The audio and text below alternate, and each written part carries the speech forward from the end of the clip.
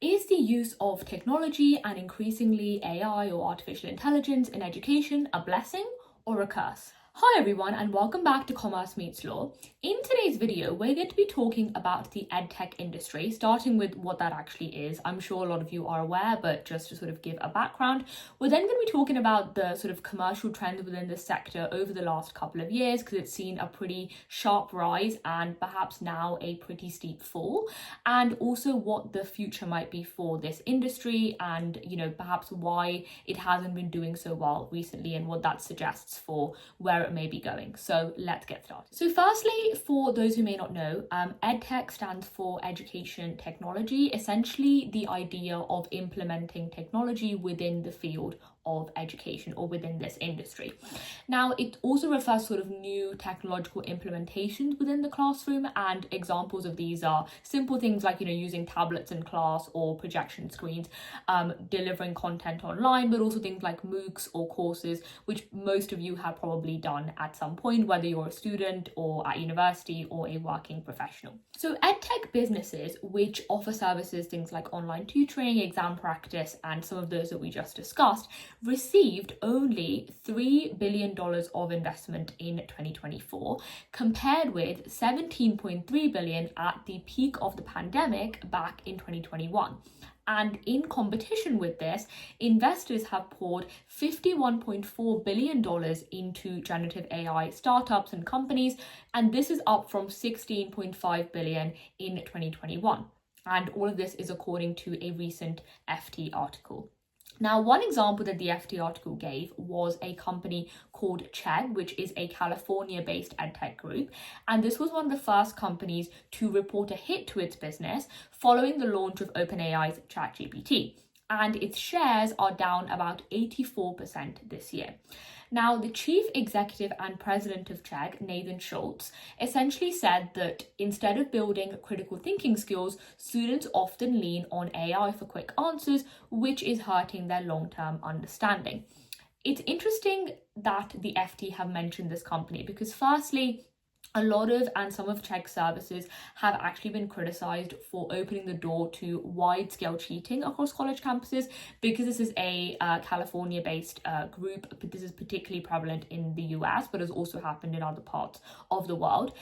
But also, I think that this quote, firstly, we have to also consider the fact that this quote about, sort of the lack of critical thinking skills is coming from the chief exec and president of this company. So of course there is that bias that you must be aware of. But I think even at that point, it's still interesting to consider this quote. I think that the idea that AI is offering these sort of quick solutions is perhaps questioning whether it's just following what's happening anyway, in the sense of, we've seen increasingly attention spans growing shorter, particularly amongst young people, and sort of AI is just feeding and perhaps adding fuel to the fire, or if it really is that, the future of how we are going to learn. I think those are some interesting questions we'll explore a little bit more throughout the rest of the video. Now, some other examples, so Coursera, which offers online courses, certifications and degrees, most of you have probably heard of this before, has also seen its stock fall more than 56% this year. And similarly, shares in Udemy, again a similar online learning platform, are also down 43% this year, showing clearly that, that fall since the pandemic fueled demand back in 2020 and 2021. However, there are some companies that have bucked this trend. So one example is the language learning app Duolingo, and its stock has actually gained nearly 60% this year, following a rise both in users which have used the free service of the app, but also those who have, sort of got the premium service and are paying for Duolingo. Now, some of Duolingo's features are actually powered by OpenAI's ChatGPT-4, offering users personalized feedback. And I think that it's interesting to see the trajectories of these three companies, because all three of them, so Coursera, Udemy and Duolingo, all IPO'd in 2021, where there was clearly that investor confidence. There was a lot of boom in the edtech industry because of the pandemic, shutting down schools and things like that. And I think also because there was a lot of perhaps confidence that this will be sustainable long term, that they will actually see profit even beyond the pandemic. But the other issue here is also then to see that difference between Coursera and Udemy and Duolingo, and perhaps one aspect of it being that Duolingo has integrated AI within its services. And generally, EdTech companies are now rushing to integrate AI into their products. And some examples of this are Khan Academy and Coursera integrating generative AI assistants. So this is one example of this is Speak, which is a language learning platform, and it uses OpenAI's voice model. And this has recently raised $78 million and is now at a $1 billion valuation. And this has also sort of been possible with participation from OpenAI startup fund, Khosla Ventures, and Y Combinator, which obviously Sam Altman has been a big part of. So I think it's interesting again to see how edtech companies and AI are sort of either competing, but also how they're sort of emerging and integrating and coming together. Now, another use of AI has also been, in terms of the education field, has been to sort of track students cheating on tests or any sorts of plagiarism. So last year, Turnitin actually launched AI-generated text detection as part of its offering, and it's since reviewed more than 200 million papers. Those of you at university have probably heard of Turnitin before, and it essentially goes through students' assessments once they have been submitted in order to ensure that there's no academic misconduct there's no plagiarism, and that all the sources used have been referenced. And Annie Ciccitelli, who is the Chief Product Officer at Turnitin, has said that the tool that Turnitin has now used, the AI tool, has an 86% accuracy rate, whilst keeping the number of false positives, so this is where the tool mistakes human-generated content for AI, under 1%. And that's interesting to see, sort of how AI can really efficiently be used in these sorts of platforms. And I think that the quote that the FT ended on was really interesting. So it said, EdTech companies are largely composed of engineers, business people, and economists. Very rarely will you see a practicing teacher or educator anywhere in this mix. Their failure, therefore, to meaningfully impact education is because they don't understand the field that they are trying to evolve. I think that quote is really interesting, and I actually do agree to it with it to a large extent. I think that one big issue here is the fact that perhaps there's more of a focus on the tech versus the ed side of it, so the education side of it. And I think that there isn't enough of an effort by edtech companies to bridge the gap between educators and between the technology and the tools that they need to adopt in order to make the learning for their students more efficient. So next, let's dive a little bit deeper into why edtech companies have seen this fall and what it may suggest for what they have to do in order to stay relevant and stay profitable over the next couple of years. As discussed in the earlier section, the pandemic-fueled demand was meant that edtech companies did really well, but this was rather unique and unsustainable. At the time, no one knew how long the pandemic would last, how long schools would be shut down, but as things started to open up, investors really did lose confidence for the sector to keep growing and to keep being profitable when everyone did eventually return to school and in-person learning.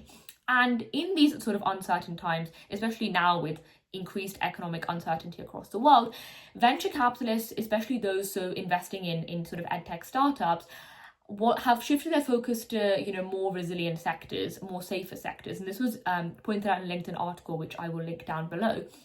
And they sort of shifted their focus to sectors like healthcare or finance, where they can feel like their returns are going to be more predictable. The issue with edtech is that it really requires long-term investment and investment for a long time before it sees profitability. And this means that it's a high-risk sector, and therefore now there is perhaps less funding to go around in order to help these companies grow. Investors are also diverting their funds to more high growth sectors like artificial intelligence, as we discussed, Web3, even renewable energy, which are going to be offering and promising faster and perhaps higher returns. And this means that edtech companies are really struggling in terms of actually finding funding that they can use to grow. And I think the other big issue is that, going back to that quote that we discussed, is teachers lacking the necessary training and, maybe schools not having the money to be able to update and maintain this technology. The issue with it is not just the long-term and, sort of the initial startup costs, but also for schools to be able to integrate that on a day-to-day basis for their students. And because of, we saw things like Zoom fatigue over the sort of the COVID, post the COVID period for work professionals, there's also been a fatigue in terms of hybrid learning. And I've experienced this myself, having gone through school during the pandemic. There really was that fatigue of having some students online and some students in person, and having to continue to do that sort of hybrid learning from a student's perspective, but also from a teacher's perspective. I think that's one big issue that EdTech companies now have to solve now that most students are back in the classroom. The other issue then is that lack of training for teachers. On top of all the jobs that they already have to do, and a lot of schools, particularly those in the public sector, being understaffed, having to then grapple with more training on new technology is a whole other thing that they have to spend resources on, and they have to spend time on, a lot of which they don't really have at the moment. And I think that the other issue here is also the rise of EdTech, bringing with it concerns about student data privacy and cybersecurity. A lot of students may, sort of obviously use this in their personal time outside of school, but there is the issue of governments and regulators being increasingly aware of the risks associated with digital learning platforms and imposing stricter rules around the data collected, the storage, and sort of how they're using student data. And I think that that's, again, one big issue that EdTech companies are facing. Again, with AI, perhaps, they're sort of integrating these products to tackle that, but increasingly it's also how does AI then bring with its own bias, its own sort of issues surrounding security. So I think that that's another thing that EdTech companies really do have to consider if they want to be in the mainstream in terms of education. I think that we've seen some of the examples of, things like Duolingo, which have clearly done well this year. And I think that perhaps one part of that is integrating AI tools into their apps, and helping to see longer term success. Because I think at the end of the day, that is a reality that companies have to face, and they have to adapt to it, because the AI is definitely here to stay. But I think that the other critical issue is not just saying that your company is powered by AI or using AI tools as sort of a checkbox, but actually seeing how you can use AI to enhance the USP that you currently already have. I think the EdTech space is a space that is quite saturated increasingly. There are a lot of companies in a lot of different sectors, particularly within the US and increasingly in India as well. There's a lot of funding for these sort of EdTech companies. But the issue is that they are all offering very similar services. And so if they are all then going to incorporate AI, it sort of doesn't really address that concern of how they're differentiating themselves. So I think that Duolingo has done a very good job. I think it's one of those success stories which, since its app IPO, has done really well in terms of incorporating AI and also incorporating features which have kept people hooked on the app and have allowed them to continue using it. But I think that if these other companies, whether it's Coursera or other sort of online learning platforms, don't incorporate it in a meaningful way, they're not really going to see longer term success or investor confidence rise, and therefore give them more funding. And I think that it also shows that now just a content sequence, so just, like going onto it and just having part 1 to part 7 is not enough, because if it is just offering sort of quick answers or just a sort of a quick passage and it's like a fill in the blanks, all of that is going to be done by AI, and all of that people are just going to think, well, I can just chat GPT it, or I can just sort of put it into an AI platform rather than having to go through the course. So it really has to be something which incorporates AI and incorporates that within the app, but also makes you think critically, like that quote that we were looking at earlier. It makes you really question what it is that you're trying to find the answer of, and it can't just be something that is very easily available on the internet or through using some sort of AI platform. And I think the final thing is bridging that gap. So, for EdTech companies to ensure that they are going into those schools or going into universities or going into different workplaces and teaching people how to use their tools. And I think that is a big issue. Schools or educators are not going to adopt these products into the masses if they don't see an actual reason for it, they don't see the utility for it, but also they don't have the resources for it. So I think that it's all a bit of a vicious cycle. Once EdTech companies have investors, they can then pour that into ensuring that they can bridge that gap between their product and where it's actually getting to.